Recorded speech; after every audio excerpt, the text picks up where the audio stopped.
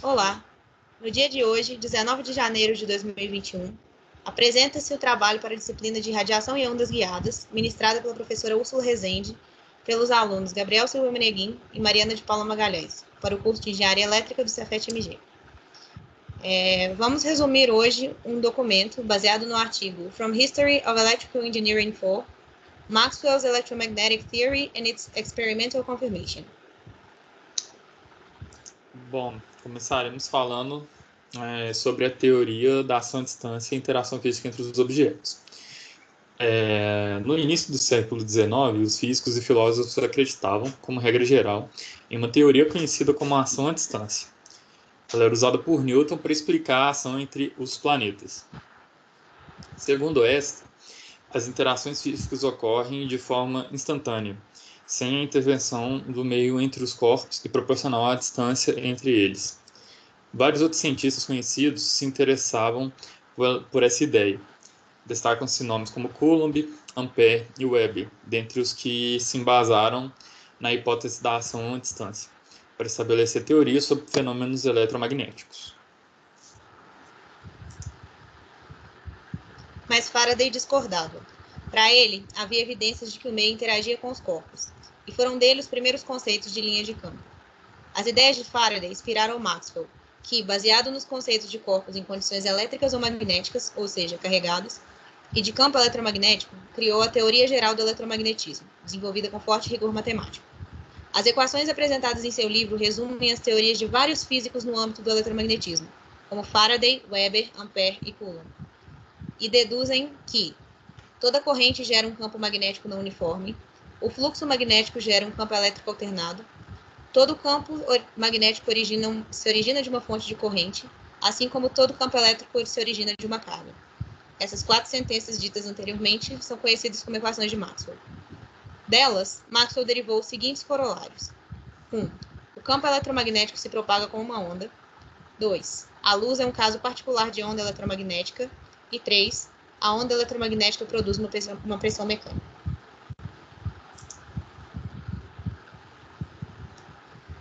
A base para a teoria de Maxwell era o deslocamento das partículas no espaço que possui a característica de ser elástico e imperceptível aos sentidos humanos, conhecido como éter. Dessa forma, Maxwell descreve o movimento das partículas nesse meio, onde a rotação e o deslocamento delas é proporcional à força eletromagnética, à magnitude e direção da corrente elétrica passante pelo ponto observado. Um ponto importante era que a propagação da força eletromagnética apresentava propriedades semelhantes à propagação da luz. Portanto, esse último fenômeno configurava uma onda. A demonstração física dessas teorias de Maxwell, porém, não partiu dele, e sim de 2 alunos de Helmholtz, partidário da teoria da ação à distância. Curiosamente, esses alunos, os físicos Hertz e Lebedev, tinham como intenção original encontrar o erro nas afirmações de Maxwell, a fim de comprovar uma teoria de seu professor, com Hertz e Lebedev escolhendo cada um corolário de Maxwell para analisar. Começaremos aqui falando primeiro do experimento de Lebedev. Lebedev analisou a parte em que a onda eletromagnética produz uma pressão mecânica, também comprovando os cálculos de Maxwell. Sua maior dificuldade era que a magnitude da pressão mecânica, se existisse, seria muito pequena. O físico, então, construiu um aparelho extremamente sensível e foi, assim, capaz de observar os efeitos dessa pressão. A gente pode observar aqui nessa imagem a representação esquemática. Ela mostra uma balança de torção, ou uma balança de Coulomb, né? Espelhos de pequena espessura e disco de platina escuros, e a lâmpada elétrica com luz intensa. A estrutura foi colocada em um ambiente submetido ao máximo vácuo que a época permitia. Quando a luz incidiu sobre o disco, o fio se torceu, indicando uma leve pressão. A simulação atual conta com um sistema de vácuo mais preciso. Além dos baixos, como a gente pode inclusive ver na figura, além dos baixos valores de pressão, havia outras dificuldades nessa demonstração, como o aquecimento dos discos. e, por consequência, o rarefeito gás. Devido à incidência da luz, gerando efeitos de convecção. Para contornar esses empecilhos, Lebedev fez a estrutura o mais fino possível e leve também. Direcionou a luz alternadamente para ambos os lados do dispositivo.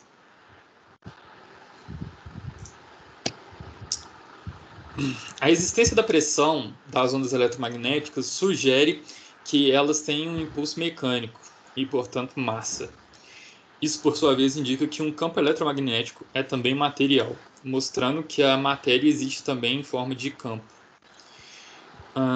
Sua descoberta foi tão impactante que levou até mesmo Lord Kelvin, que era ferrenho adepto da teoria da ação à distância, a admitir que Lebedev o forçou a render-se aos seus experimentos. Ele não foi o único. O experimento foi tão relevante que rendeu a Lebedev uma indicação ao Prêmio Nobel de 1912. A gente vai falar agora do experimento de Hertz. O Hertz, por sua vez, se incumbiu de testar o comportamento ondulatório das interações eletromagnéticas. Suas experiências foram longas, mas bem-sucedidas. Após verificar a veracidade da teoria, ele passou a adotá-la, reduzindo-a às 4 leis gerais conhecidas. Em seu experimento, Hertz construiu um dispositivo com um espelho refletor, na qual continha um transformador, uma antena vibrante, um transmissor, e um ressonador, um receptor. O experimento foi realizado em uma sala fechada e escura para evitar que influências externas causassem interferência. A representação esquemática à esquerda ilustra o experimento. Nela, K é uma chave, 1 é o transformador, 2 é a antena e 3 é o ressonador. Ao acionar a chave, imediatamente ocorreu uma pequena fagulha elétrica visível no ressonador.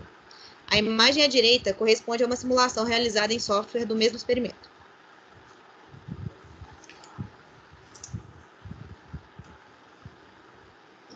Essas ocorrências, porém, não eram suficientes para provar que os sinais eletromagnéticos se apresentavam na forma de ondas.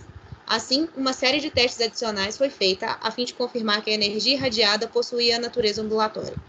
Os resultados obtidos foram: experimento da propagação linear. Uma porta não previne o aparecimento de fagulhas, enquanto um prato de metal as elimina. Experimento de reflexão. Um espelho hiperbólico amplifica o efeito. Experimento de refração. O receptor não demonstrava uma fagulha se colocado perpendicularmente.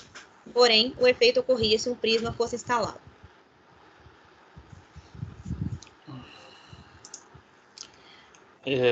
As descobertas feitas por Hertz e a comprovação das teorias de Maxwell através delas abriu caminho para diversas áreas e várias inovações na engenharia. Uma importante invenção foi o rádio, por Guglielmo Marconi e Alexander Popov, utilizando um caso particular de onda eletromagnética, o segundo corolário. Devido a restrições de transmissão aos fios e cabos, surgiu a ideia de propagar informações no espaço, assim que essa natureza ondulatória de sinais eletromagnéticos foi comprovada. Até então, era impossível passar dados entre continentes, por exemplo.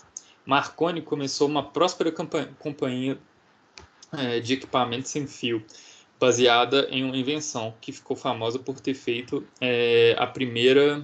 baseado em sua invenção, né, claro, que ficou famosa por ter feito a primeira transmissão de sinal de rádio S que cruzou o Atlântico em 1901, de Poldhu, Cornwall, na Inglaterra, até Newfoundland, no Canadá, que estava a 3.500 quilômetros de distância. A criação das estações de rádio e a indústria do rádio vem da patente dos transmissores.